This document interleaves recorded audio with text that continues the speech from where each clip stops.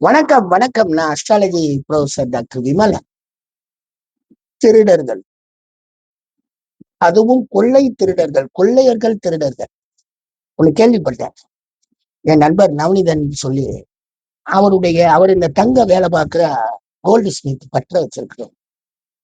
என்ன பண்ணிருக்காங்கன்னா, அவர் பற்றையில போய் நைட்டோட நைட்டா தங்கத்தை திருடி இருக்காங்க. சாருங்க, திருடின பொருள் தங்கம்.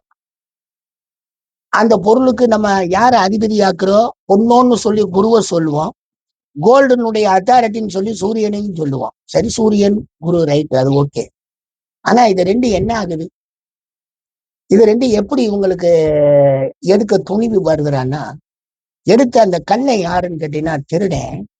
அந்த ரோட்டுல மண் அள்ளி சலிச்சு அதுல வரக்கூடிய அந்த தங்கத்தை எடுக்கக்கூடிய ஒரு ஆள். இவன் என்ன ரகம்? உங்களுக்கு எல்லாருக்குமே தெரியும். மிக அற்புதமான சனியன், மிக அற்புதமான சனியன். செவ்வாய் கிடையாது, அவன் பொறுக்கிறான். அவனுக்கு உருக்க தெரியாது, அவனுக்கு எந்த வேலையும் பார்க்க தெரியாது. குப்பையில இருந்து தங்கத்தை எடுக்கிறான், அது செவ்வாய். சாக்கடையில இருந்து போய் அந்த தண்ணி எடுத்து தண்ணி எடுப்பான். சாக்கடையில நரகள் வருது, அது ராகு. அப்ப சனியும் ராகும் சேர்ந்தவன். அதனாலதான் கொள்ளை பொருளை எடுக்கிறான். அந்த கொள்ளையை எடுக்கிறான் சனி ராகு சேர்ந்த. சனி ராகு எங்க சேர்ந்திருக்க கூடாது. சனி ராகு 8ஆம் பாவத்தில் சேர்ந்திருந்து அந்த திசைகள் வரும்போது இந்த மாதிரியான தீய செயல்களை உருவாக்குது. சரிங்க சார். அவன் எடுக்கிறான். எடுத்துட்டு வந்தவன் என்ன செய்யறான்னா, எடுத்தவன் ஏன் சனி ராகு ராகு சனி ராகுன்றனா, எடுத்தது திருடன், மிகப்பெரிய திருடன் செவ்வாயா இருந்தான்னு வைங்க, அவன் என்ன பண்ணுவான்? அப்படியே தூக்கிட்டு போயிடுவான். அவனை கண்டுபிடிக்கவும் முடியாது. ரொம்ப ரேரா கண்டுபிடிக்கணும். இவன் சாதாரண திருடனான சனிய குணமும் கொள்ளையை அடிக்கக்கூடிய வாய்ப்பாக கிடைச்ச மொத்த தங்கத்தையும் எடுத்திருக்கான். தெரியல, செமிக்க தெரியல, மறுநாளே அகப்பட்டிருக்கான். அப்ப நமக்கு என்ன தோணுது அப்படின்னு கேட்டீங்கன்னா, சனி குணம் பாவம் அவனுக்கு போய் ராகுவின் தன்மையில ஒரு புதையல் மாதிரி கிடைச்சு திரும்பவும் மறுநாளே சிக்கிறான். அதனாலதான் நாம எப்பயுமே சனி திசை நடக்கும் பொழுது நாம மிகப்பெரிய ஒழுக்கத்தை கையில வைத்துக் கொள்ளுங்கள். அது எங்க நல்ல இடத்துல இருந்து நடத்தினாலும் சரி, 6, 8, 12 இருந்து நடத்தினாலும் சரி. 6, 8, 12 இருந்து நடத்தும் போதும் நமக்கு நல்ல குணத்துல செயல்படுது இருக்கணும். அதே மாதிரி நல்ல இடத்துல இருந்தாலும் நம்ம செயல்பாடு நல்ல எண்ணத்துல இருக்கணும். சனி திசையை நாம தப்பித்துக் கொள்ள வேண்டுமா? 19 ஆண்டுகள் நம்மகிட்ட நல்ல எண்ணம் வரும். அவன் திருடு, அவன் எல்லாத்தையும் பிரேக் போடுறவன், தள்ளி போடுறவன், அப்புறம் பார்ப்போம்னு பேசுறவன்.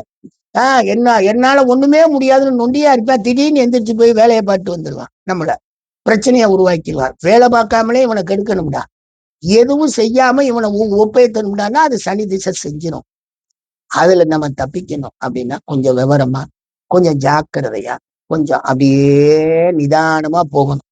அப்படிங்கிறது. அதனாலதான் நிறைய பேருக்கு சனி திசையை கண்டோடனே பயம் வருது. என்ன சார், ரொம்ப கவனமா எச்சரிக்கையா இருக்கிறோம்னு சொல்லிட்டு எந்த வேலையும் செய்ய முடியாம ரொம்ப பணிவா போறோமே அப்படின்னு. பணிவாதான் போறோம், என்ன சிக்கிக்கிடுவோம். இந்த எடுத்த தங்கத்தை அடுத்த மறுநாள் நைட்டு போய் பார்த்திருக்காரு. அன்னைக்கு நைட்டு தங்கம் கிடைச்சிருச்சு, எல்லா தங்கத்தையும் புடுங்கிட்டாங்க. அப்ப இதுல என்ன இருக்கு? எப்பயுமே உண்மை என்ன அப்படி அவ்வளவு தூக்கிட்டு போகணும். நீ கொஞ்சம் போல எடுத்துட்டு போயிருந்தா இந்த ஆளுக்கு தெரிஞ்சிருக்காது, அந்த கடைக்காருக்கு தெரிஞ்சிருக்கிறதுக்கு வாய்ப்பு இல்லை. கொஞ்சம் போல காணா போச்சு, எங்க போச்சு ஏது போச்சுன்னு தேடிக்கிட்டே தெரிஞ்சிருப்பாரு. இவனுக்கு ஏதோ கொஞ்சம் கிடைச்சிருக்கு, இவன் மொத்தமா தூக்குனதுனால மாட்டிக்கிட்டான். பாவம் சனியனுக்கு எப்பயுமே நான் சொல்வேன், இந்த பிக் பாக்கெட் திருடன சனியன். காரணம் என்னன்னா, அவனுக்கு அந்த அளவுக்கு போதும். அதே மாதிரி நிறைய பொருள் இருக்கு, எடுக்க மாட்டான் அந்த சனி திருடே. கொஞ்சம் போல பொருளை எடுத்துட்டு போவான். செவ்வாயெல்லாம் அப்படி கிடையாது, கட் பண்ணி சேஃபாவே கட் பண்ணி எடுக்கும்னு நம்ம சொல்லியிருக்கோம் ஜோதிடத்துல. அதே மாதிரி ராகு, அதெல்லாம் பெரிய கொள்ளையர்கள். அலிபாபாவும் 40 திருடர்களும்னா அது ராகுனுடைய மொத்த இடம். பாத்தீங்கன்னா செவ்வாய் கோடு போட்டிருக்கோம். அந்த அபுகசன் அப்படிங்கிற அந்த பாத்தீங்கன்னா இவ்வளவு பெரிய கத்தி கோடு இருக்கும். கத்தி கோடு வந்தாலே செவ்வாய். ஆனா அவர் கொள்ளையடிச்சு வச்சிருக்கிற இடத்துல அது ராகுவாக. ஒரு இந்த திருட்டுத்தனத்தை பாருங்க. இந்த சனியனு எப்படி எல்லாம் குணம் கொண்டு செயல்படுத்துறாங்க. அதான் திருட தெரியாதவனா திருடி சிக்குகிறது சனி. சிக்காம போறதெல்லாம் செவ்வாய் ராகுவெல்லாம் சிக்காம போகும். அதை அப்ப கொஞ்சம் பார்த்தேன். அதனால சனி திசையாக இருந்தாலும் சரி, ராகு திசையாக இருந்தாலும் சரி, தீய பாவகத்துல இருந்து நமக்கு திசை நடத்துது அப்படின்னு வந்தாலே நம்மளுக்கு கண்டிப்பாக எவனோ ஏதோ செய்ய நம்ம தலையில கொண்டாந்து பிரச்சனைகளை போட்டு போயிடும். அதனால கவனமாக வராமல் பார்த்துக்கணும். சார் முன்னேற்றம் இருக்காது, இல்லாம போயிட்டு போகுது, தப்பு இல்லையே. முன்னேற்றம் இல்லைன்னா இருந்துட்டு போகுது. ஜெயில போய் வாழ்றது, மானம் கெட்டு வாழ்றது, நம்மளுடைய பேரு புகழ் கெட்டு வாழ்றதுக்கு இது நமக்கு எவ்வளவோ நன்மையே. நிம்மதியா நம்ம பாட்டு கொஞ்ச நாள் அந்த தசா புத்தியல் மூடுகிற வரைக்கும் கொஞ்ச நாள் நின்றுட்டு அப்புறமேல் வாழ்க்கைக்கு வந்துடலாமே. இந்த 3 திசையில கவனமா இருக்கணும். இந்த செவ்வாயா இருக்கட்டும், சனியனா இருக்கட்டும், ராகுவா இருக்கட்டும், நம்ம கொஞ்சம் கவனமா இருந்தோம்னா இந்த தீய அமைப்புகள்ல இருந்து சிக்கிக்கிறாம சடார்னு வெளியே வந்துருவோம். அதனால எப்பயுமே கவனமா இருங்க. அதுவும் தீய பாவத்துல இருந்தா ரொம்ப கவனம். சரி, மற்ற பாவங்கள்ல நல்ல பாவங்கள்ல இருக்கு சார், அது பெருசா கெடுக்காது. ஆனால் நம்ம செய்யறதுல நம்மள்ட்ட சில அவசரத்துல நான் என்ன தப்பா பண்றேன்னு பேசி பிரச்சனையை உருவாக்கி விட்டுச்சுன்னா போச்சு. அதனால கொஞ்சம் நிதானமாவே போகணும். போயிட்டோம்னா நமக்கு நல்ல முன்னேற்றம், நல்லது வரும்.